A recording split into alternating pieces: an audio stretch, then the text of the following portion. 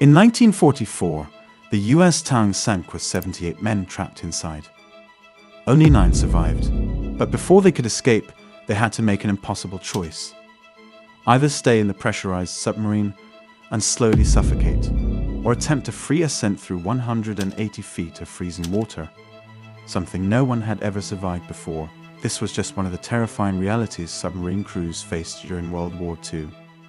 The moment a submarine slipped beneath the waves, every crew member knew they were entering a different world. A world where a single mistake, a moment's inattention, or just plain bad luck could send them to the bottom of the ocean. Their mission was simple: hunt and destroy enemy vessels while remaining undetected. The execution, however, was anything but simple. Submariners call themselves the silent service for good reason. Every action, every movement had to be calculated. Crew members learned to walk without making a sound, speak in whispers, and operate machinery with surgical precision.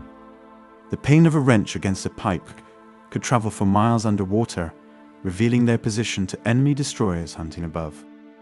In the control room, sonar operators pressed their headphones tight against their ears, listening for the telltale sounds of propellers or engines. These men could distinguish between a merchant ship, a destroyer, or even a school of fish just by the subtle differences in sound. Their ears became the submarine's eyes, and the lives of the entire crew depended on their skill. But the silence took its toll. Days would pass without seeing natural light. The constant strain of listening, waiting, and knowing that death could come at any moment created a psychological pressure unlike anything else in warfare. Submariners developed their own superstitions and rituals. Some refused to change their underwear during patrol, believing it brought bad luck. Others wouldn't allow whistling on board, convinced it would summon high winds. The psychological burden was heaviest during enemy encounters. Imagine sitting in complete darkness, hearing the propellers of an enemy destroyer passing overhead. The crew would sit motionless, barely breathing, as depth charges exploded around them. The pressure wave from each explosion would rock the submarine, rattling equipment and nerves alike. Some men would crack under the strain, suffering what they called the diving sickness, a paralyzing fear of being underwater. But perhaps the most insidious enemy wasn't the destroyers above or the crushing depths below. It was the human mind itself. In the perpetual twilight of a submarine, time became meaningless. Men would lose track of days, their body clocks thrown into chaos by the artificial lighting and irregular sleep patterns. Some reported hallucinations after long periods underwater, seeing doorways where there were none or hearing phantom voices in the machinery's hum. The submarine service attracted a special breed of sailor. Unlike surface ships where sailors could at least see their enemy, submarine warfare was blind, methodical, and intensely mathematical. Officers had to calculate complex trigonometry problems in their heads while tracking enemy ships, factoring in speed, depth, and ocean currents. A single miscalculation could mean a missed torpedo shot, or worse, a collision with the target. The complexity of submarine operations meant that every crew member, from the lowest ranked sailor to the captain, needed to understand the boat's systems intimately. Each man was required to know how to operate every piece of equipment, regardless of their assigned role. This wasn't just protocol, it was survival. If a compartment flooded or casualties mounted, anyone might need to step in and perform critical functions. Training for these duties was ruthless. At submarine school, candidates faced brutal tests designed to weed out anyone who might crack under pressure. They were locked in pressurized chambers, subjected to emergency drills in complete darkness, and forced to escape from flooded compartments. But even this intense training couldn't fully prepare them for the reality of war beneath the waves. The submarine service had the highest casualty rate of any branch in the US Navy during World War II. 1 in 5 submariners never returned home. Yet despite these odds, there was never a shortage of volunteers. The silent service offered something that drew men to it despite the dangers: the chance to strike at the enemy's heart, to operate the most advanced weapons of their time, and to be part of an elite brotherhood. But before these men could even think about engaging the enemy, they first had to contend with their own vessel, a technological marvel that was simultaneously their greatest weapon and potentially their tomb. The submarine itself presented challenges that would push human endurance to its absolute limits. The submarines of World War II were engineering compromises in every sense. Built for stealth and lethality, human comfort wasn't just secondary. It barely factored into the design at all. The interior of a submarine was a maze of pipes, valves, and machinery, with every inch of space utilized for essential equipment. A World War II submarine's pressure hull was typically just 16 feet in diameter. Inside this metal tube, 18 men had to live, work, and fight for months at a time. The corridors were so narrow that 2 men couldn't pass without turning sideways. Headroom was a luxury. Most sailors walked hunched over, their heads brushing against pipes and wiring. The tallest crew members developed a permanent stoop that submariners called battery back, named after the cramped battery compartment they had to navigate daily. But the real engineering nightmare lay in the submarine's complex systems. Every compartment was a potential death trap, filled with high-pressure air lines, hydraulic systems, and electrical equipment. The battery compartment housed massive lead-acid batteries that could emit hydrogen gas. One spark could trigger an explosion. The torpedo rooms were packed with warheads containing hundreds of pounds of explosives. Even the ballast tanks, essential for diving and surfacing, could rupture under pressure, flooding the boat in seconds. The air itself was a constant enemy. A submerged submarine was a sealed environment, dependent on limited oxygen supplies. The air became increasingly toxic as carbon dioxide built up. Electric fans circulated what little air there was, but they couldn't eliminate the cocktail of diesel fumes, sweat, and machinery oil that permeated everything. Men would develop headaches from the poor air quality, their thinking becoming sluggish. A dangerous condition when split-second decisions could mean the difference between life and death. Each dive was a calculated risk. As a submarine descended, the pressure hull would groan and creak, the metal contracting under enormous pressure. At 300 feet, the depth most submarines operated at, each square inch of the hull was fighting against 135 pounds of pressure. A single defective weld or stress fracture could spell disaster. The crew learned to identify every sound their boat made. Any unusual noise could be the first warning of impending catastrophe. But perhaps the most insidious design flaw wasn't in the engineering at all. It was in the basic concept of submarine warfare itself. A submarine's greatest defense was its ability to hide underwater. Yet this same ability meant that in an emergency, the crew's only escape route was up through hundreds of feet of cold, dark ocean. And reaching the surface wasn't just a matter of opening a hatch. The complex procedure required to escape a pressurized submarine would push human endurance to its absolute limits. Every system on board represented a delicate balance between military necessity and survival. The freshwater tanks, critical for both the crew and the batteries, were nestled between fuel tanks. A single crack could contaminate the drinking water with diesel fuel. The electrical systems, essential for underwater operation, were vulnerable to saltwater.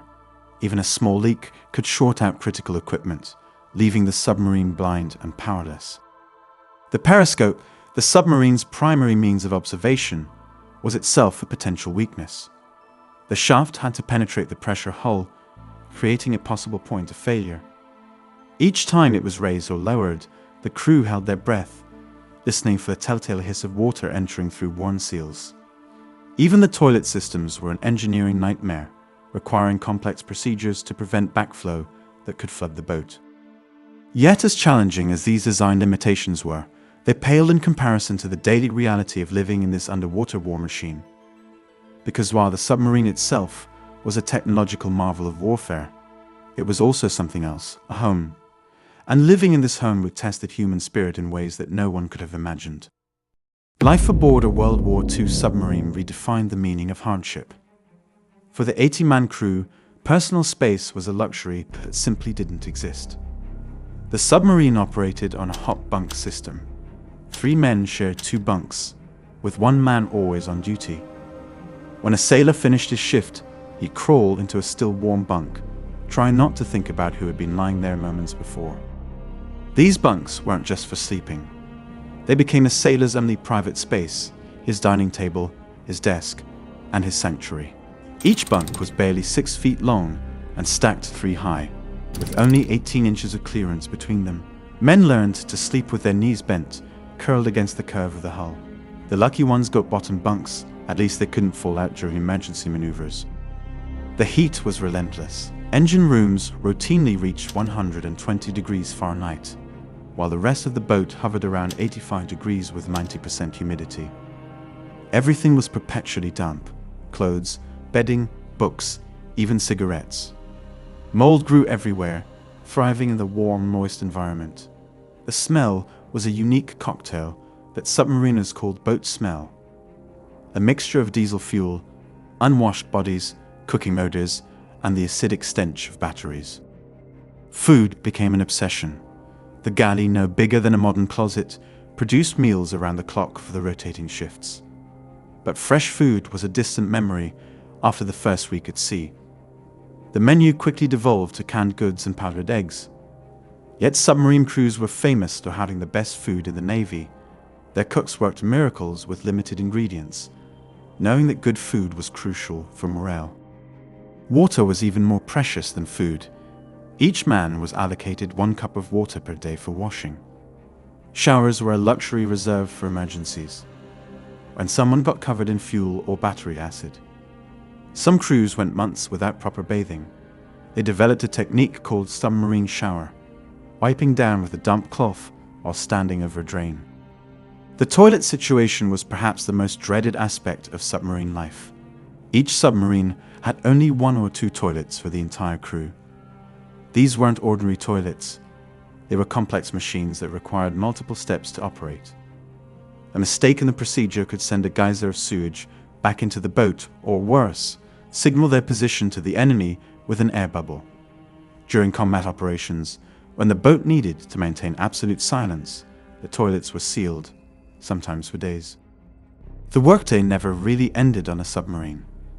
Every man had multiple jobs, and training was constant. Even off-duty time was spent learning systems, practicing emergency procedures, or maintaining equipment. Sleep deprivation became a way of life. Men would catch naps whenever they could, learning to sleep standing up or during the few quiet moments between drills. But perhaps the worst part was the psychological toll of never seeing daylight. Submarine crews developed their own humor to cope. Dark jokes about being submariners because they weren't good enough to be targets. They measured time not by days but by meals. 4 hamburgers until we surface was a common way of counting down patrol time. The only real entertainment came from each other. Card games were popular, played for cigarettes or extra coffee rations. Some boats had record players carefully mounted to minimize noise. The music selection was limited, usually whatever the radioman had brought aboard, so crews would know every record by heart by the end of patrol. Personal hygiene became a complex dance of timing and opportunity. Men would go weeks wearing the same clothes, changing only their socks to prevent foot rot. Beards were common, not from choice, but because shaving with salt water was nearly impossible. The lack of ventilation meant that every odor, every bodily function, became part of the shared experience. Yet somehow, in this environment of extreme deprivation, submarine crews developed the tightest bonds in the naval service. They had to trust each other absolutely. One man's mistake could kill everyone. This shared experience of hardship, danger, and isolation created a brotherhood that lasted long after the war. The moment the hunting horn sounded, the submarine transformed from an uncomfortable home into a precision war machine. Every man knew exactly where to go and what to do. The choreography was practiced to perfection because in submarine warfare, seconds meant the difference between victory and death. In the control room, officers hunched over the attack scope, playing a lethal game of trigonometry. They had to calculate complex firing solutions in their heads.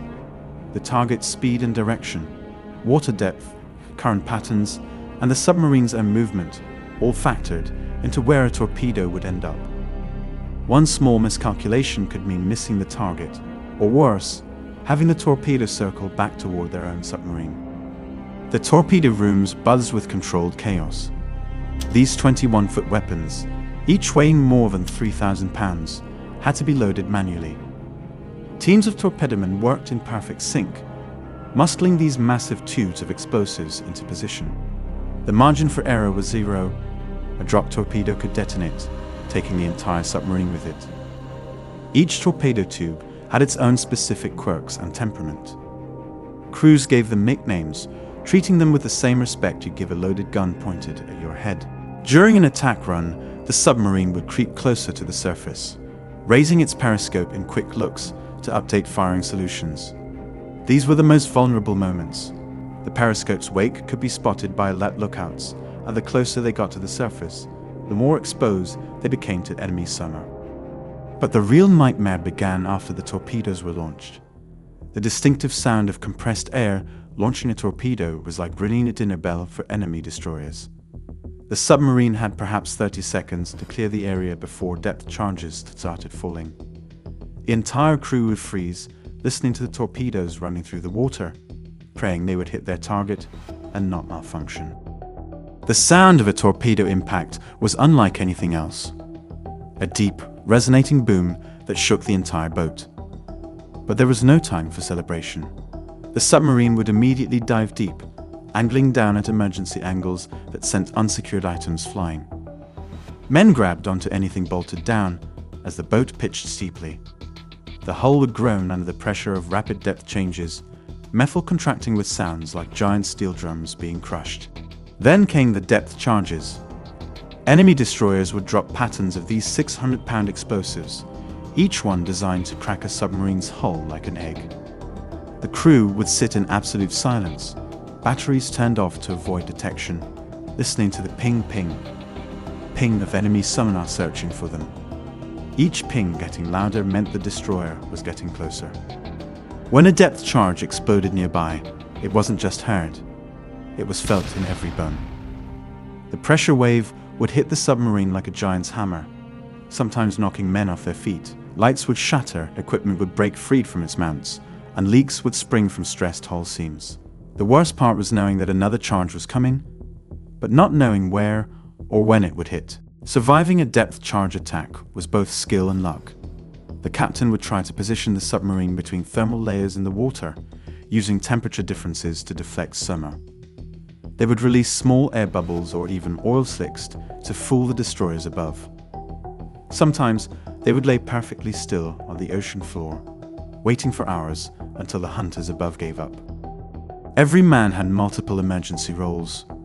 If one section took damage, crews would scramble to stop flooding, repair critical systems, or treat casualties, all while maintaining absolute silence. They practiced these scenarios endlessly, but the reality was always worse. Imagine trying to patch a high-pressure leak in complete darkness, feeling the freezing water rising around your legs, knowing that the wrong move could doom everyone aboard. The psychological impact of combat operations was profound. Even experienced crews never got used to the sound of depth charges.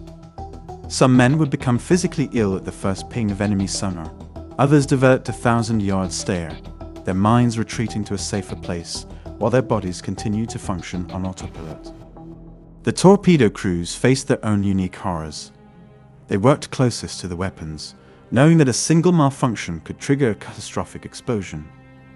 Each torpedo had to be maintained meticulously. The gyroscopes checked, the detonators armed, the propulsion systems tested. A faulty torpedo could not only miss its target, but could circle back and strike their own submarine, a fate that claimed several American boats during the war. Combat patrols could last for hours or days.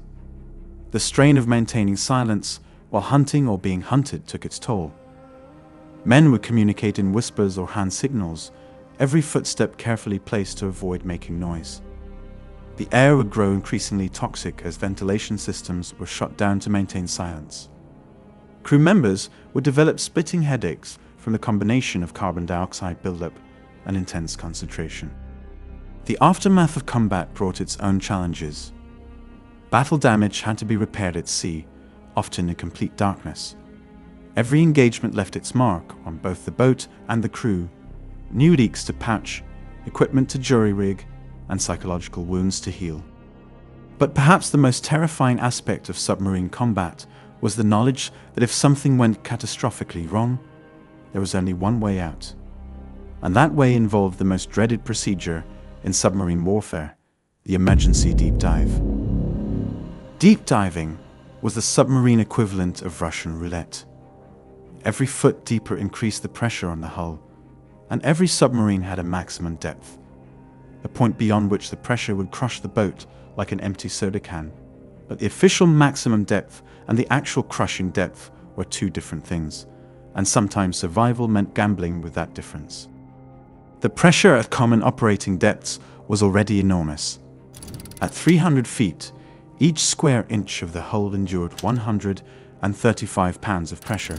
At 600 feet, it doubled to 270 pounds. The deeper you went, the more the hull compressed. Gauges would suddenly shift readings as their mounting points warped. Pipes would spring leaks as their joints compressed.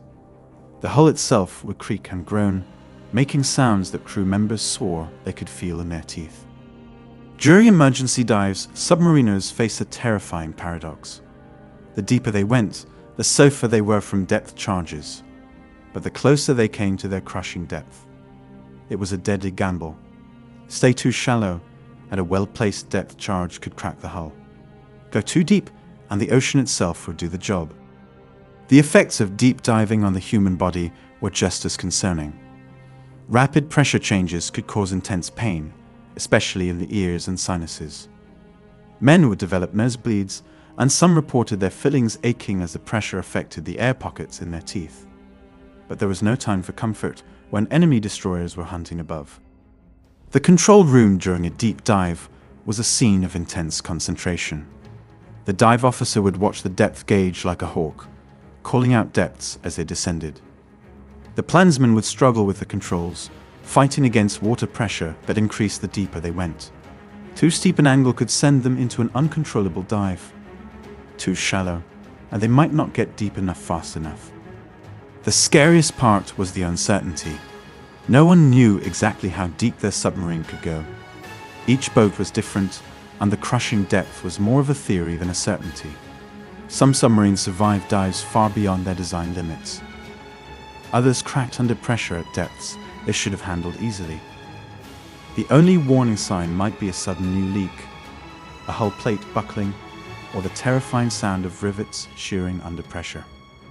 At extreme depths, even small leaks became major emergencies. The pressure could turn a pinhole leak into a cutting torch, slicing through steel with a high-pressure spray of seawater. Crew members would plug these leaks with anything available: wooden plugs, rubber gaskets, even their own clothing. The ocean was always looking for a way in, and at these depths, it usually found one. But perhaps the most dreadful aspect of the deep dive wasn't the physical danger, it was the waiting. After reaching maximum depth, the crew would sit in near-total silence, listening to depth charges explode above them, each blast closer than the last. Minutes felt like hours. The only sound would be the ping of enemy sonar, the creaking of the hull, and the quiet prayers of men who weren't even religious before they joined the submarine service. For those who survived the deep dive, the ascent brought its own terrors. The submarine had to surface eventually. Their air and battery power were limited. But surfacing too quickly after a deep dive could be just as dangerous as the dive itself.